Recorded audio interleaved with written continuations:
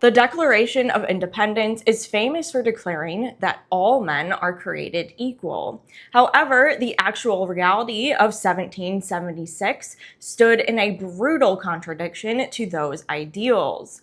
When the founders wrote about freedom, they were largely talking about the political and economic freedom of white property-owning men to govern themselves without the British getting in the way. For millions of others, the Declaration either ignored their entire existence or actively threatened their survival. These groups of people include the natives, slaves, and women. Natives are referred to as the merciless Indian savages in the Declaration. This language dehumanized Native Americans to justify their forced removal and killing. By breaking away from Britain, the colonists removed a barrier, which forbid American colonists from settling west of the Appalachian Mountains. The freedom won in 1776 directly created decades of aggressive westward expansion, and also violence aimed at eradicating native cultures and seizing all of their land. Next, slaves were never truly free. At the time the Declaration was signed, roughly 1/5 of the population in the 13 colonies consisted of enslaved black people. Thomas Jefferson himself owned over 100 human beings while writing that all men are created equal. In fact, many enslaved people saw the British, not the American colonists, as their best chance at freedom. In 1775, Lord Dunmore promised freedom to any enslaved person who escaped and fought for the British Army. Before the Declaration was finalized, Abigail Adams famously wrote a letter to her husband, future President John Adams, urging him to remember the ladies in the new code of laws. John Adams laughed off the request and ignored it. The freedom declared in 1776 omitted women, leaving them politically invisible and legally dependent on men. The exclusion of minorities and marginalized people at the country's founding wasn't just a moral contradiction. It laid the concrete structural tracks for modern wealth inequality and urban violence. This is simply a system designed to intentionally concentrate wealth and power in the hands of a few while denying the structural tools of advancement to the rest. The violence and economic fractures in modern cities are the direct result of choices made 250 years ago. Happy birthday, America. The cherry on top, because historically wealth was built over generations through land and home ownership, and minorities were blocked from getting home loans. This concentrated poverty into specific zip codes, leaving poor neighborhoods with underfunded education, fewer jobs, and less investment overall. Very good. Now that we understand our history and why we're celebrating the 250th anniversary, I guess, birthday of America, let's dig into the energy behind the damage done to America after this declaration was signed. The intentions are clear. The Emperor is here being clarified by the Two of Pentacles. This document was indeed signed in order to intentionally create some sort of power imbalance. There's no denying it. Spirit is also telling us that there is some sort of intentional fear in place in order to further this imbalance, right? That fight or flight is coming through, and a lot of confusion murking the waters as well with the Seven of Cups. I think America may be confused. We still are, considering this divide between the ultra poor and ultra wealthy is not going away anytime soon. The energy of rest is here as well, which means America is asleep, and Spirit wants you to wake up to the reality of what we are going through today and ever since the Declaration itself was signed. Use your intuition with the High Priestess card and wake the fuck up. To me, this is not a holiday we're celebrating in the slightest. I don't understand why we celebrate the 4th of July and not the actual time of liberation during the time of the Civil War and when the Constitution was written. It's kind of ironic to me that we're celebrating the 250th birthday of America, and at the same time, like, Trump is attempting to completely dismantle the entire Constitution. Like, what the fuck is that?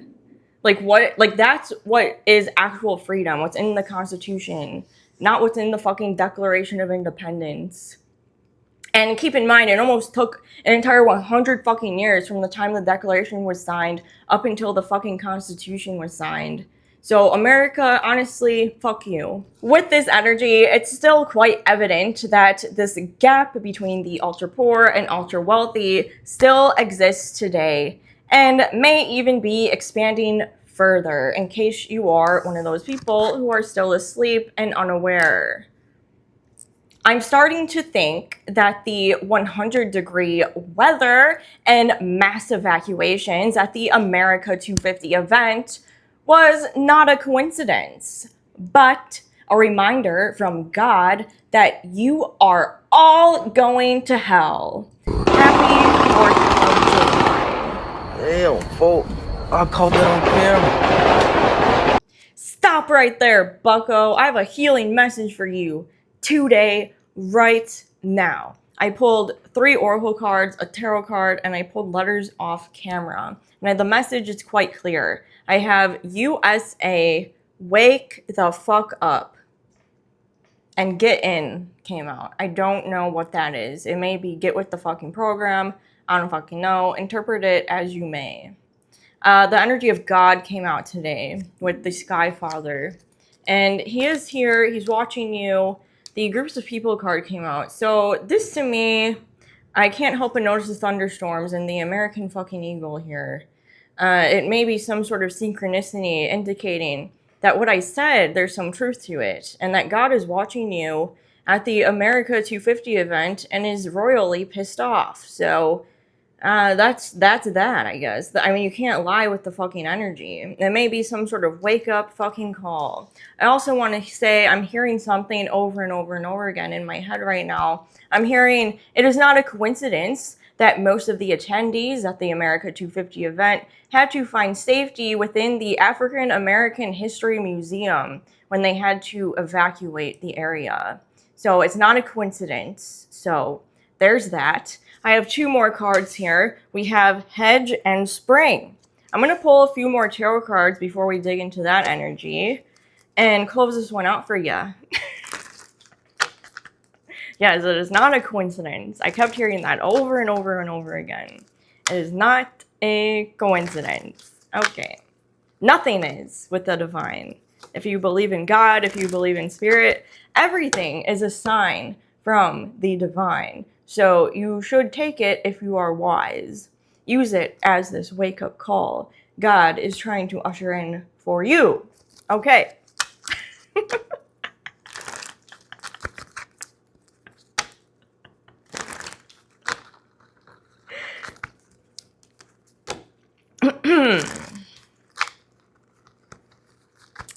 The energy of Hedge, before I pull tarot, is all about transitioning from one state of being to another. You can see there are 2 hedges here, one on one side and one on the other. So God is encouraging a transition here, and this is being emphasized with this Spring card here, which is all about creating something new, rebuilding something, going through some sort of awakening or rebirth. So this is definitely divine intervention. If you didn't have a good 4th of July, this is literally divine intervention. Like, I can't make this up. Like, this is, I don't know, man. Like, oh my goodness gracious. What is the energy, I guess, energy of Hedge and Spring combined? I don't know. What is the energy of Hedge and Spring combined? What else do we need to know? Ushering in a new, being open to it. Oof. Oh yeah, and then the world card is here. So this is all about new cycles and new beginnings. I want to put it back because this is getting a little redundant.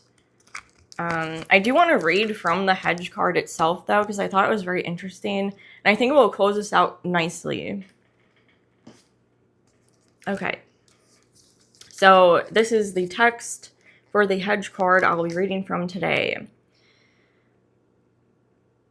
The hedge serves two purposes: to define a safe zone protecting you from what's outside, or to keep you in one place like a pen. The hedge card asks you to review your own boundaries and how you respond to boundaries created by others. A hedge is also a symbol of moving between two states of being or two worlds. Riding the hedge is a phrase used to describe spirit journeys where a witch's awareness travels to acquire information and undertake new experiences. So that's that transitional period. If you're not a witch, it's fine. Don't burn me, like, please. We're past that, guys. The hedge... Please, MAGA, don't fucking burn me. The hedge belongs to neither world, being the liminal space between the two. So we may be in that, like, liminal space, right? Or, like, Spirit's trying to usher in this change, and a lot of MAGA individuals in particular are very resistant to it. They're stuck in their ways to a certain extent. So the thunderstorms and hellish weather on the 250 event was, hey, MAGA, wake up, get out of the liminal space. Okay. If you are in that liminal space, it's time to choose which side to step into for now. You can't stay there forever, right? So that's, like, yeah, wake the fuck up energy coming through heavily today. There is an exercise here. It says, it's a question, actually, you can ask yourself. This is more so about having boundaries. So do you need to be firmer about how you allow others to impact you? Or are your boundaries so strong that you push people away? To me, this is all about, like, being too resistant to, like, a new ideology or way of thinking. Like, if you are resistant to, like, seeing something from a different perspective, maybe think about why that is. Dig deep, right? Dig deep here. Why are you pushing away different ideologies? Why are you so stuck in your ways and insisting on staying in this liminal space here? Or even staying all the way on this side when Spirit wants you to go and cross the road here and be on the other side. Why is that? There is an emphasis here on rebuilding and a rebirth of something. In this case, it's the state of America as a whole. So keep in mind, this is a tarot reading, entertainment purposes only. Take it or leave it. Maybe this gave you the wake-up call you needed. Maybe you did. Maybe it didn't. If you did find this helpful, I hope to see you in the next one.